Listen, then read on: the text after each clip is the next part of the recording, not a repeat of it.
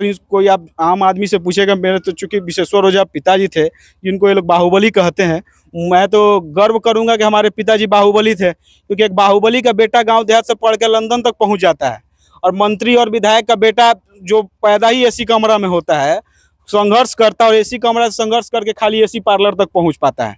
अब आम जनता से पूछिएगा कि भाई आपके नज़र में विश्वेश्वर ओझा ज़्यादा अच्छे हुए कि शिवानंद तिवारी, तो मुझे नहीं बताने की जरूरत है कि जनता का जवाब क्या होगा। एक बाहुबली का बेटा गांव देहात से निकल के लंदन तक पहुंच गया। आप मंत्री और सांसद और विधायक के पोता बेटा ना जाने कौन कौन थर्ड जनरेशन इन पॉलिटिक्स ही कहते हैं, और एसी पार्लर के आगे पहुंच नहीं पाए। पोसा हुआ गुंडा सब इनको जो बता रहा है कि राकेश ओझा पे हम भी हमला नहीं कर पाएंगे कैसे उनके साथ राइफल रह रहा है, ये राइफल हम कभी त्यागने वाले नहीं हैं। हमारे सुरक्षा में राइफल ही रहेगा। हम अपने गाड़ी में, भले उनको शौक होगा तो तिरकाया का मेकअप का सामान लेके गाड़ी में चले, हमारे गाड़ी में वही सब चलेगा जिससे हमारे जान को रक्षा और क्षेत्र की जनता को रक्षा हो। शाहपुर विधानसभा में चुनाव की तैयारी में लोग जुट गए हैं। ज़्यादा दिन नहीं है। ऐसे तो अगर बिहार की हम लोग बात करें तो जितनी भी पार्टियां हैं, चाहे बीजेपी हो, आरजेडी हो, जेडीयू हो, कांग्रेस हो, वीआईपी हो, तमाम पार्टियां जुट गई है धीरे धीरे। आप देख रहे होंगे कि कहीं पर कोई नेता यात्रा पे निकले हुए हैं तो कहीं पर कोई नेता यात्रा पे निकले हुए हैं।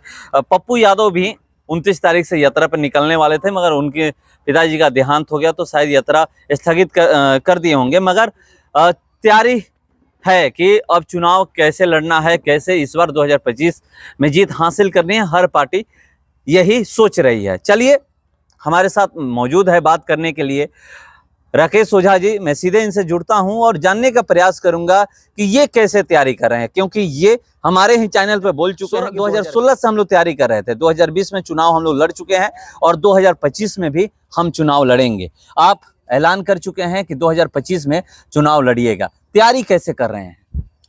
देखिए, तैयारी को हम लोग को आउट ऑफ द बॉक्स जाकर करने की नहीं है। ऐसा नहीं है कि चुनाव के समय हम लोग एकाएक प्रकट होंगे और गांव-गांव में जाके नए सिरे से तैयारी शुरू करेंगे। हम लोग 24/7 अवेलेबल रहने वाले लोग हैं। हमेशा हम लोग क्षेत्र में ही रहते हैं। कुछ निजी कार्यों में एक आध दिन के लिए इधर उधर जाना पड़े वो अलग बात है, लेकिन 24/7 हम लोग क्षेत्र में ही रहते हैं। हमेशा लोगों के बीच में रहते हैं, लोगों की समस्याओं को हमेशा सामना करते हैं और ये रेगुलर बना हुआ है। और जो तैयारी है कोई मुझे अपने निजी स्तर पर नहीं करना है। क्षेत्र के जितने भी हमारे अभिभावक हैं, हमारे मित्र, हमारे साथी हैं, वो सभी मिलकर चुनाव लड़ते हैं। पिछला चुनाव भी कोई हम अकेले नहीं लड़े थे, यहाँ की जनता हमारे साथ मिलकर ये चुनाव लड़ी थी। हम सभी ने सामूहिक निर्णय लेकर ये चुनाव लड़ने का निर्णय लिया था और परिणाम भी सबके सामने है। बड़ी पार्टी का सिंबल ना होने के बावजूद भी हम लोग दूसरे स्थान पर रहे थे। लगभग 41-42 हज़ार वोट हम लोग को मिला था। जितने भी प्रत्याशी थे, शाहपुर में लगभग 22-23 प्रत्याशी थे। एक मेरी माताजी को और जो एक विजेता हुए प्रत्याशी उनको छोड़ दिया जाए तो बाकी सभी प्रत्याशियों का जमानत जब्त हो गया था। ये दर्शाता है कि यहाँ क्षेत्र की जनता क्या चाहती है। इसको लेकर हम लोग रेगुलर मेहनत कर रहे हैं। जिन पॉइंट्स पे कमजोरी रह गई थी, कुछ लोग भ्रमित हो गए थे, उन सभी लोगों से भी संपर्क साधा जा रहा है और हमें पूर्ण विश्वास है इस बार जनता के आशीर्वाद से जो ये यहाँ पर पर्टिकुलरली जो शाहपुर में जो जंगल राज है उसको हम लोग 25 में जड़ से मिटा देंगे। अब जंगल राज की बात कर रहे हैं, मगर जो मुकाबला होने वाला है, 2 बार से विधायक हैं राहुल तिवारी, उनसे मुकाबला है। कैसे आप ये कह रहे हैं, क्योंकि जब भी जीत हुई है भारी मार्जिन से जीत हुई है, एक बार 15,000, एक बार लगभग 20,000 वोटों से जीत हासिल किए हैं। आपको पता होगा, आप पिछले बार का जो स्टैटिस्टिक्स देखेंगे चुनाव का, लगभग उनको 62 या 63 हज़ार वोट आया था और हम लोग को लगभग 41.5 हज़ार वोट आया था। ये हमारा वोट निजी था, इंडिपेंडेंट था, ये किसी सिंबल का वोट नहीं था। ऐसा नहीं था किसी पार्टी का कैडर वोट हमको मिला हो। यहाँ की क्षेत्र की आम जनता का जो जनमत था वो हमको मिला था। अब हमारा वोट और जो बीजेपी की जो अधिकारित कैंडिडेट थी यहाँ से, उनका भी वोट आप जोड़ देते हैं तो लगभग हमारे राजद के वोट के अप्रोक्सीमेटली 1500 इधर उधर हो, उतना तक हम लोग पहुँच जाते हैं। ये स्थिति तब थी जब हम लोग के बीच में डिवीज़न हो गया था। आज पार्टी पूर्ण रूप से आकलन करने के बाद यहाँ प्रत्याशी देने वाली है। पिछले बार वाला जो भ्रम का जाल था वो नहीं चलने वाला है। मुझे पूर्ण विश्वास है कि क्षेत्र की जनता का जो आकलन है, क्षेत्र की जनता का जो इच्छा है, जो उनकी जो भावना है, उसका सम्मान करते हुए पार्टी यहाँ से निर्णय लेगी। और इस बार हम लोग जो हमारा जो वोट का ग्राफ था, पिछले बार ही लगभग हम लोग नेक टू नेक फाइट में पहुंच गए थे। अगर टिकट सही जगह मिला रहता तो परिणाम ये दोबारा विधायक नहीं बने रहते। ये विधायक जी भी जानते, क्षेत्र की जनता भी जानती है। लेकिन ठीक है, जो हो गया सो हो गया। आगे सिंबल भी सही जगह रहेगा और जीत भी सही व्यक्ति की होगी। आप कह रहे हैं कि अगर सिंबल अगर मिला होता, सही जगह मिला होता तो विधायक नहीं रहते, मगर वो तो कहते हैं कि 2015 में आपके पिताजी को हराए हैं, 2020 में अगर बात करें तो जो बीजेपी से कैंडिडेट थी उनको, पूर्व विधायिका उनको हरा चुके हैं और साथ में आपको भी हरा चुके हैं, एक व्यक्ति को नहीं हराए हैं। 2015 का आपको चुनावी जो यहाँ व्यवस्था था, जो उस समय जो सिचुएशंस थे, विधायक जी को भी पता होगा किस परिस्थिति में वो जीते थे। अगर नीतीश जी उनके साथ नहीं रहते तो उनको यहाँ पर शाहपुर में जमानत बचाना भी मुश्किल हो गया रहता है। वो तो नीतीश जी उधर महागठबंधन में थे कि जितने भी लालू यादव और के दोनों पुत्र समेत जितने भी छोटे मोटे आरजेडी के नेता सब उस लहर में नीतीश जी के कृपा से पार लग गए। लेकिन वो परिस्थिति 20 में नहीं थी। आप देखे होंगे कि जेडीयू उस समय नहीं थी आरजेडी के साथ। परिणाम आप देखेंगे कि उनके वोट शेयर में डिक्लाइन हुआ था। हमारे पिताजी जब 2015 में चुनाव लड़े थे तो लगभग उनको 56,000 वोट आया था और इनको लगभग 70,000 वोट आया था। 1500 या 400 कुछ कम ऊंच नीच हो तो हम एग्जैक्ट फिगर नहीं बता पाएंगे। लेकिन यही परिणाम आप जब देखेंगे बदली हुई परिस्थितियों में, जब 2020 का परिणाम, चुनाव परिणाम देखेंगे, अगर मेरा वोट जोड़ दिया जाए और भाजपा का वोट यहाँ पर जोड़ दिया जाए तो हमारे वोट शेयर में लगभग जो पिछले बार 56 थे, हम लोग इस बार लगभग 62-63 के लगभग पहुँच गए थे और वो 70 से घट के 63-64 पे आ गए थे। तो उनके वोट शेयर में 6-7 हज़ार का डिक्लाइन हुआ था। हमारे वोट शेयर में कंबाइंड वोट शेयर आप हमारा देखेंगे, मेरा और बीजेपी का, तो हमारे वोट शेयर में 6-7-8 हज़ार इंक्रीमेंट हुआ था। ये साफ दर्शाता है कि अगर पिछले बार अगर सही टिकट मिला रहता है सही जगह पे तो हम लोग पिछले बार ही चुनाव जीत गए रहते। और 15 में भी अगर नीतीश जी उनके साथ नहीं रहते आरजेडी के साथ तो फिर वो यहाँ से भाजपा और हमारे पिताजी ही जीते रहते। खैर 15 में तो बहुत से ऐसे फैक्टर्स थे, कुछ भीतरघात का भी हमारा सामना करना पड़ा था। उन सब विषयों में हम जाना नहीं चाहते। उन सभी चीज़ों से हम लोग ऊपर उठ चुके हैं। इस क्षेत्र की जनता जानती है कब कौन सी परिस्थिति उनके फेवर में गई है, लेकिन इस बार कोई परिस्थिति उनके फेवर में जाती हुई दिख नहीं रही है, इसलिए बेचारे वो थोड़े बौखलाए हुए लग रहे हैं। अब ये कह रहे हैं, जंगल राज की बात करें कि शाहपुर विधानसभा में जंगल राज है, मगर वो तो ये कहते हैं कि देख लीजिए हमारे जब से हम सत्ता में आए हैं तब से क्या हुआ है, ऐसा कहीं कुछ घटना नहीं घटी है, कहीं हत्या नहीं हुई है। और आप ही पे कहते हैं कि अभी वो जीत कर करेंगे भी तो क्या करेंगे। आज एक राइफल लेकर घूम रहे हैं, कल 2-4 राइफल लेकर घूमेंगे। मैंने आपका वो इंटरव्यू देखा था जिसमें वो कह रहे थे कि विश्वेश्वर ओझा का बेटा ये लोग क्या करेगा। मैंने विश्वेश्वर ओझा के टर्म से वो क्या समझते हैं मैं ज़्यादा बता नहीं पाऊँगा। और जहाँ तक बात है विश्वेश्वर ओझा के बेटे क्या करेंगे, तो उठा कर देख लो तो खुद विश्वेश्वर ओझा कोई विधायक और मंत्री नहीं न थे, सांसद तो थे नहीं, एक आम नागरिक थे। 1-2 बार क्षेत्र से चुनाव लड़ने का प्रयास किए, सफलता उनके खाते में नहीं आई। लेकिन वही विश्वेश्वर ओझा के जो बेटे थे इस क्षेत्र में, विश्वेश्वर ओझा के बेटों पर जो उन्होंने टिप्पणी की है वो हम बता देना चाहते हैं कि विषम परिस्थितियों में तो राजद का घोर मतलब जंगल राज एकदम चरम पर था बिहार में। यहाँ के लोग कब हर दिन लोगों की सुबह गोलियों की तड़तड़ाहट से होती थी। और जिस जंगल राज के स्टार प्रचारक इनके पिताजी श्रीमान शिवानंद तिवारी जी जाने जाते थे, उन समय में हम लोगों ने पढ़ाई लिखाई शुरू की और वहाँ से शुरू करके हम लोग IIM जैसे प्रतिष्ठित संस्थान तक पहुँचे हैं।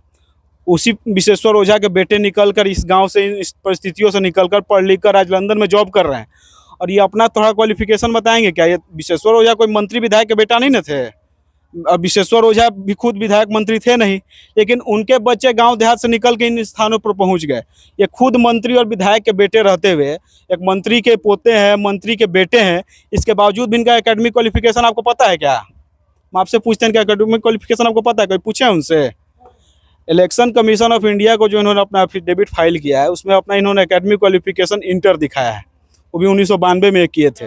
मंत्री और विधायक का बेटा और पोता रहते हुए जो व्यक्ति ग्रेजुएशन नहीं कर पाया हो वो दूसरे के बच्चों पर टिप्पणी करता है। उन्हें किन परिस्थितियों में क्या ऐसा कारण बना हुआ था कि ग्रेजुएशन भी नहीं कर पाए थे? उस समय पैसे का अभाव था, इनके पास फैसिलिटीज़ नहीं थी।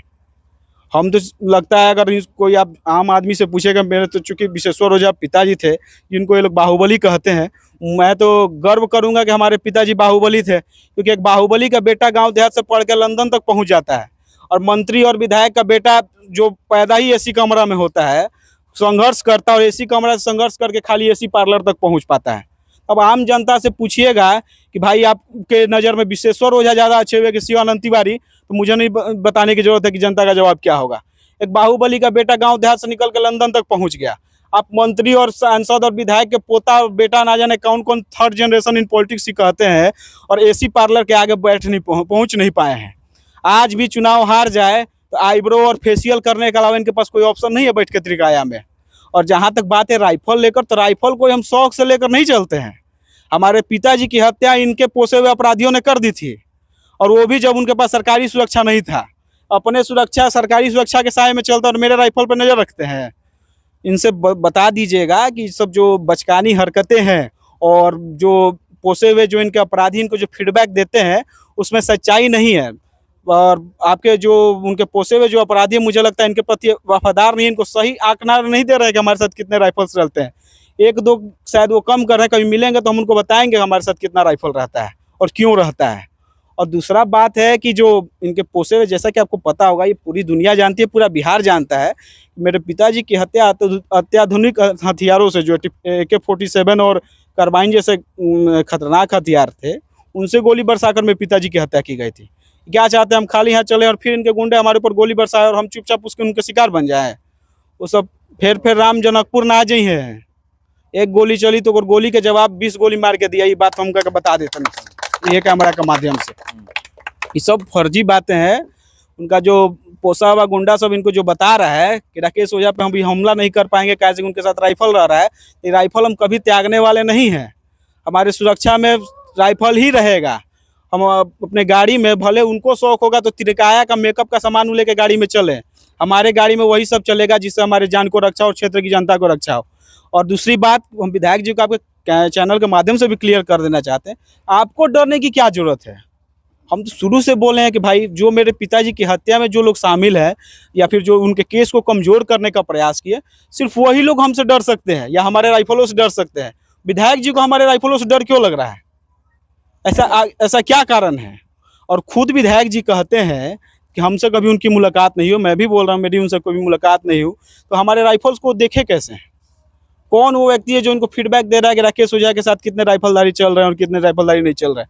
इसका तो लिखित कंप्लेन हम DGP को करने वाले हैं कि इस विधायक का नियत और मंशा पे हमको शक लग रहा है। जब मेरे पिताजी की भी जिस दिन हत्या हुई थी, हम आपको बता देना चाहते हैं, उस दिन भी उनके हत्यारों के साथ ये फोन के कांटेक्ट में बने हुए थे। मुझे पूर्ण रूप से संशय हार की बौखलाहट को देखते हुए पुनः वैसे 2016 वाला कृत्य ये दोहरा न दें। ठीक है, समय है, अभी सितारे उनके गर्दिश पर हैं, विधायक हैं, मनमानी कर सकते हैं, लेकिन शाहपुर की जनता का आशीर्वाद हमारे साथ है। और शाहपुर की जनता के आशीर्वाद से ही हमारे पिताजी ने इनके पिताजी को मंत्री रहते हुए 2005 में यही शाहपुर के अखाड़ा में उठा के पटक दिया था।